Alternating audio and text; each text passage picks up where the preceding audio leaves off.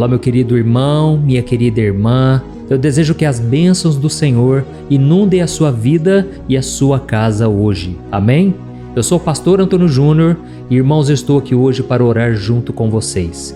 Olha, eu creio de todo o meu coração que Deus tem algo especial para compartilhar com você agora. E eu estou muito grato por esse momento, porque é nessa hora em que nós somos tocados pela palavra de Deus. Irmãos, não adianta nada nós orarmos, não adianta irmos à igreja, se a palavra não for a base da nossa vida. Jesus, quando estava no Sermão da Montanha, ele nos trouxe ensinamentos valiosos. Se você ler Mateus 5, Mateus capítulo 6 e o capítulo 7, ele traz ensinamentos profundos para a nossa vida. E no final, ele completa dizendo: se você ouvir essas palavras e colocar em prática, você é como um homem que é sábio, que construiu sua casa sobre a rocha, e vieram as tempestades, vieram as enchentes, e a sua casa não caiu. Por quê? Porque a palavra, irmãos, ela é a base, ela é o sustento de tudo. Amém? É por isso que aqui, antes de orar, eu sempre trago um ensinamento do dia.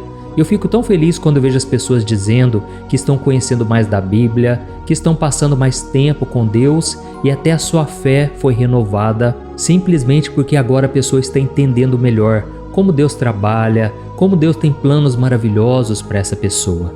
Oh, meus amados, por isso eu peço, continue comigo aqui todo dia, às 5 horas da manhã, às 6 horas da noite. Eu não quero perder essa conexão com você, porque aqui é como se fosse um culto. É o momento em que você aquieta o seu coração e aí o Espírito Santo começa a falar diretamente com você, direcionando os seus passos. Amém? E hoje eu quero trazer uma mensagem, irmãos, que eu estava lendo aqui e Deus tocou fortemente no meu coração. Sabe, irmãos, muitas vezes nós estamos tão acostumados a conviver com pessoas que têm a mesma crença que nós, irmãos na fé, pessoas que estão na igreja, e a gente se torna intolerante com aqueles de fora. E eu estava aqui lendo uma passagem de João, capítulo 18, versículo 10, que é aquele momento em que Jesus estava prestes a ser traído e preso, poucas horas antes dele ir para a cruz. E a Bíblia diz nesse capítulo que Pedro, ele de repente ficou muito nervoso de perceber que Judas, junto com os outros soldados, estavam vindo para prender Jesus. E foi naquela hora que Pedro cortou a orelha de um dos soldados. E esse homem se chamava Malco. Talvez você já tenha ouvido falar sobre ele, mas dificilmente você prestou atenção ao que realmente essa cena representa. Irmãos, quando Pedro cortou a orelha daquele soldado, pense numa coisa, aquele homem estava prendendo Jesus. Ele não tinha razão nenhuma para ser perdoado, para receber misericórdia. Mas naquele momento Jesus advertiu Pedro e disse que ele não deveria usar a espada para não morrer pela espada. E então Jesus colocou a orelha no soldado de volta e ele então foi completamente curado. Irmãos, talvez vocês nunca prestaram atenção nisso, mas isso nos mostra o cuidado de Jesus, não apenas com aqueles que o seguiam, mas também com aqueles que naquele momento pareciam estar totalmente contra ele. E eu fico impressionado de ver que Pedro ainda não tinha aprendido com Jesus as principais lições do perdão, do amor. Em momento algum ele viu Jesus se defendendo. Em momento algum ele viu Jesus desejando mal para o seu próximo. Então Pedro não deveria se preocupar, porque Jesus já estava alertando e avisando os discípulos há um bom tempo de que ele seria preso, machucado, humilhado e depois ele seria crucificado. Tudo isso para pagar o preço pelos nossos pecados. Irmãos, então isso nos mostra que nós podemos estar caminhando com Jesus há tanto tempo e ainda sermos imaturos e ainda sermos carnais, porque Pedro agiu pela carne, ele agiu na força do seu braço.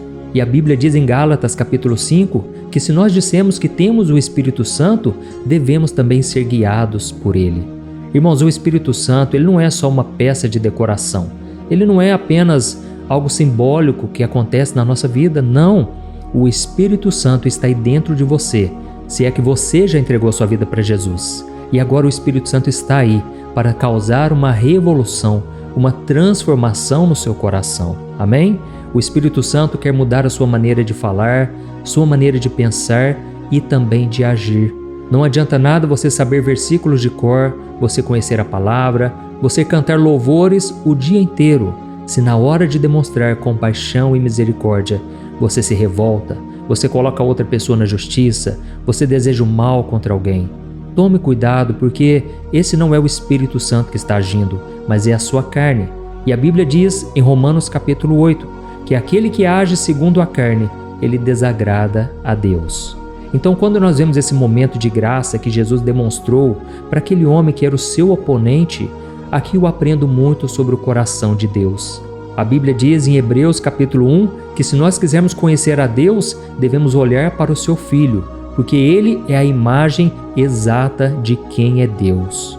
Irmãos, quando eu olho para Jesus, eu consigo enxergar que nós temos um Deus amoroso, um Deus que nos ama. É claro, é um Deus que é justo, um Deus que vai condenar o pecado. Mas enquanto a pessoa estiver viva, ainda há esperança. A porta da graça está aberta. E o próprio Jesus disse: eu não vim para condenar o mundo, eu vim para salvar.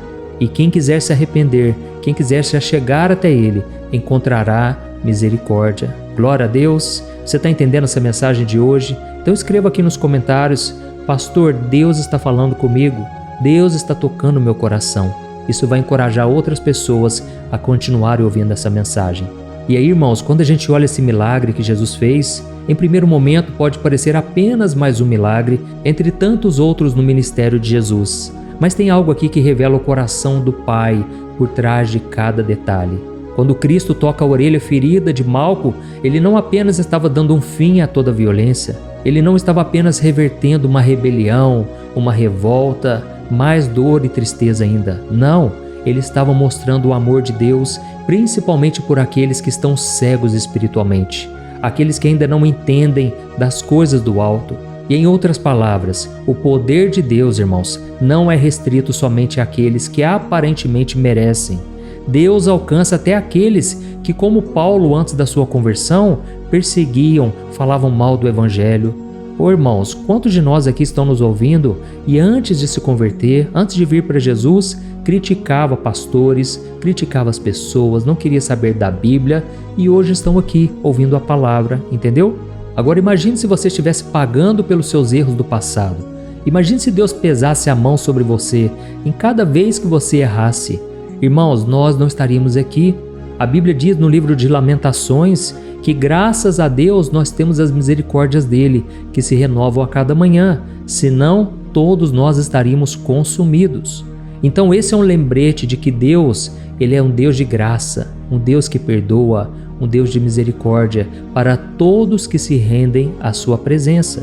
E é aí também que nós vemos o quanto Deus nos ama, mesmo antes de nós nos convertermos. Porque lá em Romanos 8 diz que Deus prova o seu amor por nós quando ainda éramos seus inimigos.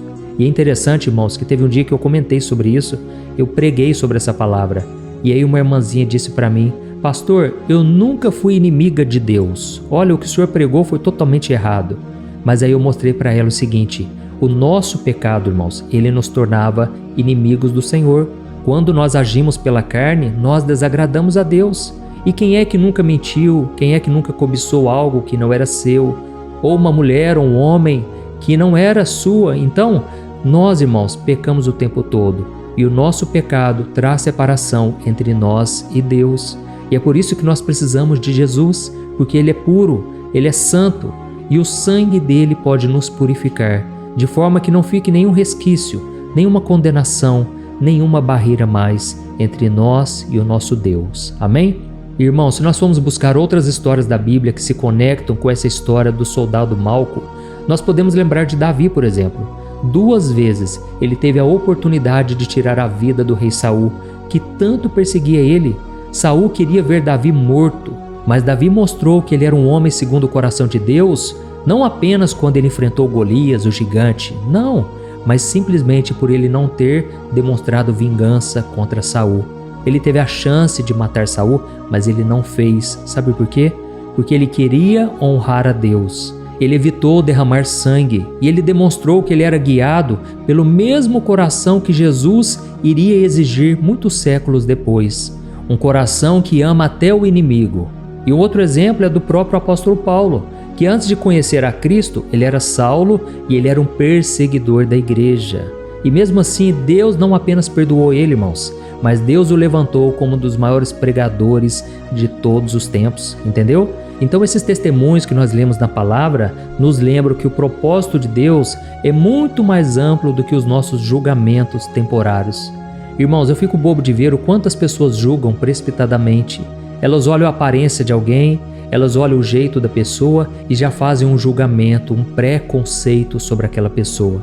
Mas Deus, irmãos, Ele não vê dessa forma. Deus, Ele enxerga o que Ele pode fazer na nossa vida.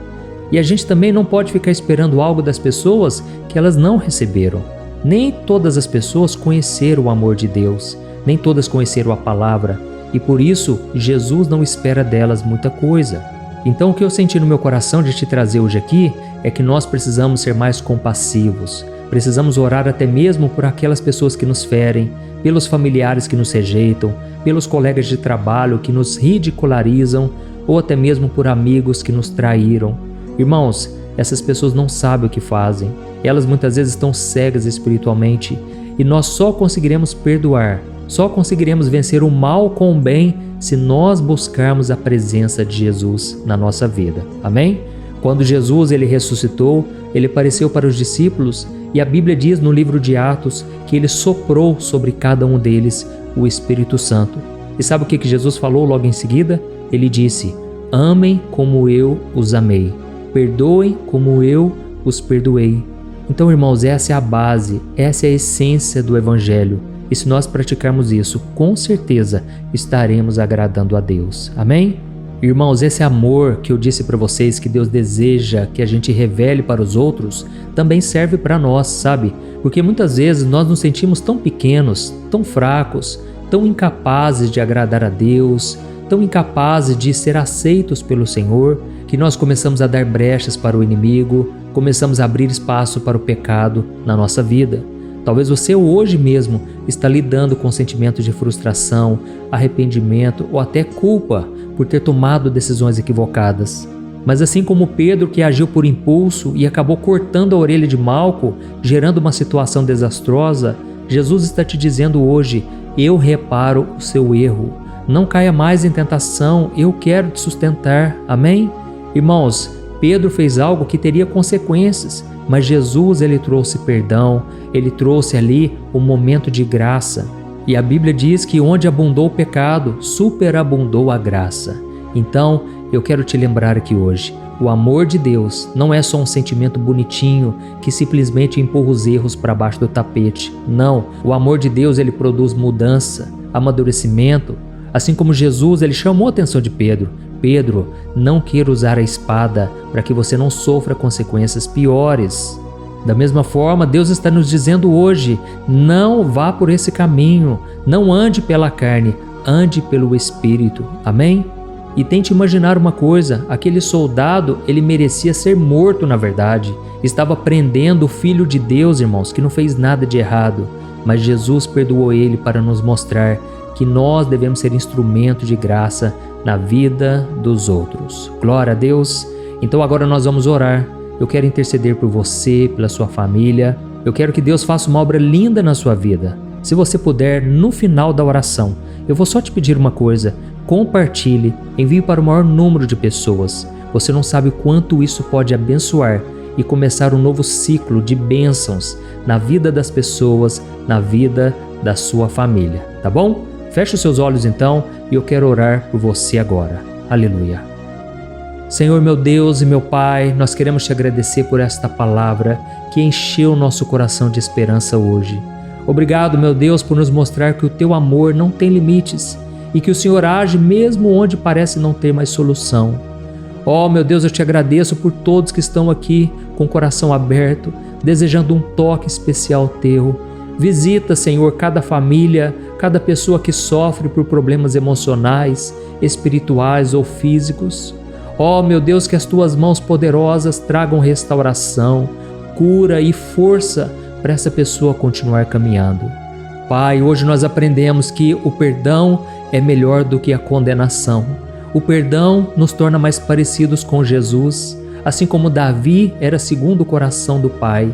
Ele perdoou Saul. Assim como Paulo foi perdoado mesmo quando perseguia a igreja do Senhor, e o Senhor demonstrou compaixão. Eu creio, meu Deus, que hoje o Senhor libera sobre nós a tua graça. Tem pessoas aqui, meu Deus, que estão se sentindo oprimidas, culpadas, porque têm pecado e têm caído em tentação. Ó Jesus, fortalece os teus filhos, fortalece este homem e esta mulher. Não deixa eles, meu Pai, continuarem nesse ciclo de destruição, porque a tua palavra diz que sem santidade ninguém verá o Senhor, e que se nós continuarmos agindo na nossa força, na nossa inteligência, na nossa capacidade, o Senhor nunca agirá em nosso favor. E é por isso que a tua palavra diz que a vingança pertence a ti, e enquanto quisermos fazer justiça, a mão do Senhor não vai operar em nosso favor. Ó Deus, eu te peço aqui agora por pessoas que estão passando por dificuldades em todas as áreas. Abençoa, meu Pai, a vida financeira de cada um. Supra as nossas necessidades, Pai, nesse tempo difícil. Tem pessoas aqui, meu Pai, que outros estão devendo para elas. Senhor, sustenta essas pessoas, Pai, que nada venha lhes faltar e que o Senhor dê graça para que essa pessoa perdoe os seus inimigos, aqueles que tentaram prejudicá-los. Ó, meu Deus, abençoa os relacionamentos, trazendo reconciliação onde existe briga. Renove o amor dentro dos casamentos.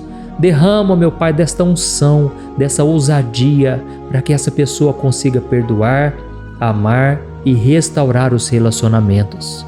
Senhor, eu oro também, meu Pai, para que todo mal que veio se levantando contra essa pessoa e contra essa família caia por terra agora, em nome de Jesus. Todo ataque do inimigo causando desordem, causando prejuízos, causando perturbação na alma, está caído por terra agora, em nome de Jesus.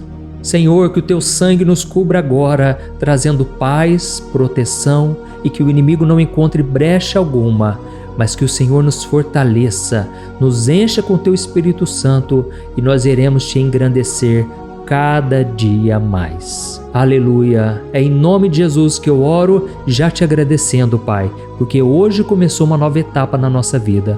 Hoje o perdão foi liberado e eu creio que bênçãos e mais bênçãos virão sobre cada um de nós. É em nome de Jesus que eu oro e te agradeço. Amém. Glória a Deus. Oi, antes de você compartilhar esta oração, deixa eu te contar rapidinho um sonho que Deus colocou no meu coração. Irmãos, há muitos anos atrás, Deus me chamou para consolar as pessoas. E graças a Deus, todos os dias eu recebo testemunhos de pessoas que foram abençoadas com essas orações, receberam milagres e isso me alegra bastante. Mas sabe, irmãos, a necessidade das pessoas é muito grande. E foi pensando nisso que Deus colocou no meu coração o desejo de consolar as pessoas em outras áreas, através de alimentação, roupas, ajudando pessoas carentes não somente no Brasil, mas também em outras nações. E graças ao Senhor, nós temos ajudado crianças carentes nas Filipinas, na África, no Níger, que é o segundo país mais pobre do mundo, e também em outros lugares, isso sem falar dos pastores e missionários que esse ministério tem abençoado tanto. E sabe o que é mais especial? Agora você pode fazer parte disso. Você pode também ajudar diretamente essas pessoas através de uma pequena contribuição e como forma de agradecimento, eu vou te dar 3 livros que eu escrevi com muito carinho que com certeza vão te abençoar espiritualmente. E eu vou enviar diretamente aí no seu e-mail. Então, para você participar dessa obra de amor, essa obra que vai alcançar ainda mais vidas, eu vou deixar o link aqui embaixo do vídeo, ou então você pode acessar diretamente www.evangelho.com.br, tá bom? Clique no link aqui embaixo agora e eu conto com a sua ajuda para fazermos a diferença na vida de muitas pessoas. Amém? Deus te abençoe, eu te espero lá.